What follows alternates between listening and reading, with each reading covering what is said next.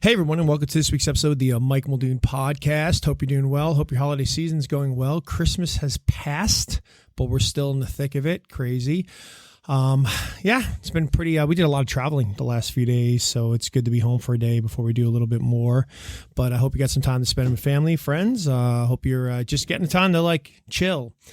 And just try to relax. I know I have a hard time with this sometimes. I stress out about things, especially traveling, and then also chaos, because kids bring a bunch of new toys into the house and everything gets crazy and there's stuff all over the place. And I got to try to remind myself, and it's hard sometimes, that, hey, you know what? It's just the Christmas season. And I'm also here doing my podcast on Friday again. Normally it's always done before Friday. It's already released by now. But again, it's been crazy. It's been chaotic. But I just, it's funny because I really hold myself to a high standard about having it done every week, released at the same time. And the last 2 weeks, just because the way the schedule's been, and just kind of, let's be honest, forgetting days, what day it is, it's kind of affected me a little bit in this, but it's all right. I got to remind myself I'm still getting it done, which is really important. It's kind of what I want to talk about real quick today. I want to talk about, as we go into this new year, how, it's all about goal setting, right? And I want to talk about how a lot of us tend to set these very ambitious goals, right? Going into 2025, might be getting healthy or advancing your career or building strong relationships. I mean, the turn of this calendar, when it comes January 1st, feels like it's supposed to be a fresh start. Like we just wiped away 2024. But realistically, what I want to talk about is what happens in just a few weeks if you're just already behind. Maybe you've missed a few gym sessions or, skipped some planning or just simply feel overwhelmed. Does it mean you failed? Absolutely not. And that's what I want to talk about today. Because like I said, I hold myself to a high standard about getting this podcast done, released every day. I do usually at the same time, which is, believe it or not, 2 a.m. Eastern Standard Time in the U.S. Don't know why I picked that time, but I did. It's always stuck with me. And because I've been slower the last couple weeks, it's actually made me feel almost like giving up. You haven't lived up to your goal that you've set for yourself. So it's time to move on. But the challenge with that is it's not going to help me. Giving up, that never helps, never solves anything.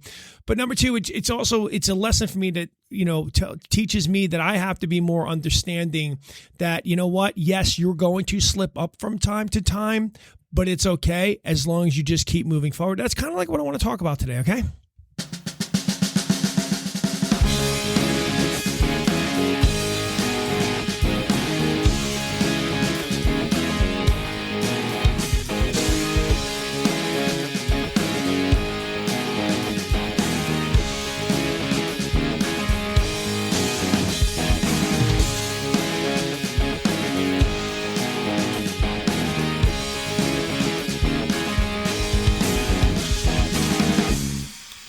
The thing is, when we set goals, it's very easy to treat them as finish lines, right? But in reality, goals are just milestones that help us guide our actions.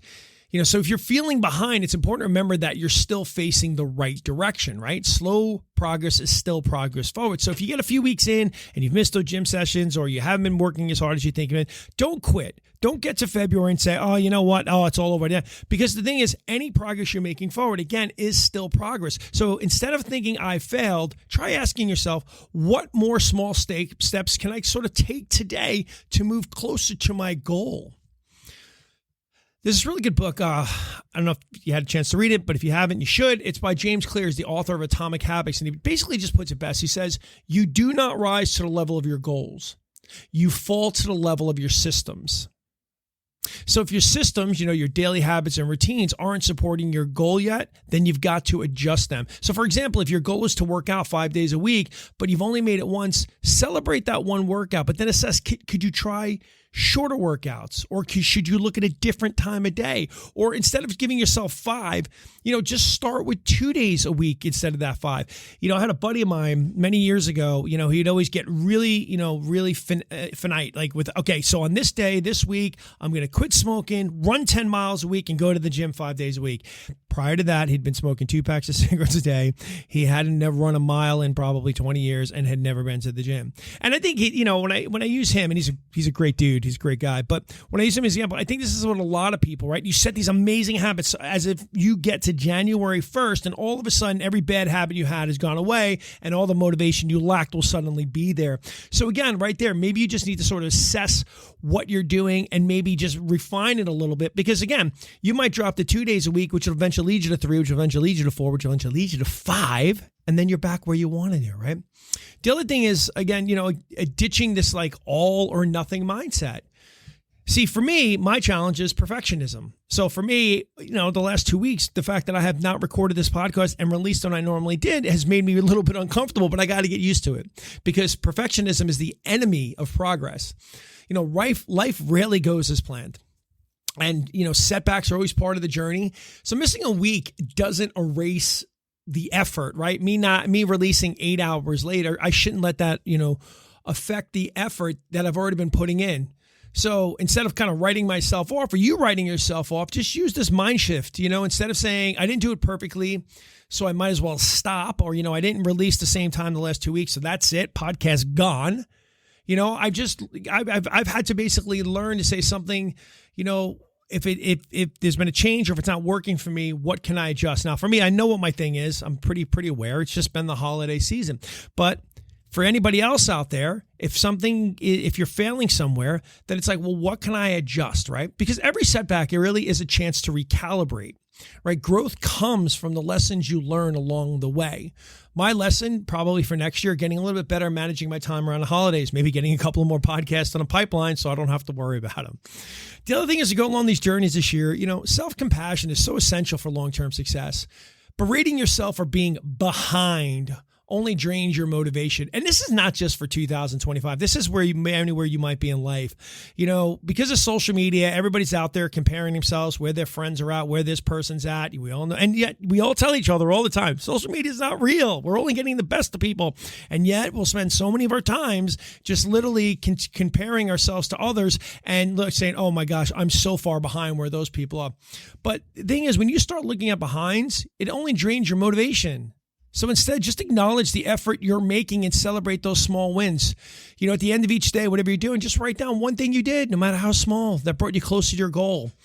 Maybe you just joined the gym today. Maybe you just decided to take on some more stuff at work to, lead you towards that promotion, whatever it is. But when you do this, just train your brain to focus on progress rather than shortcomings, okay?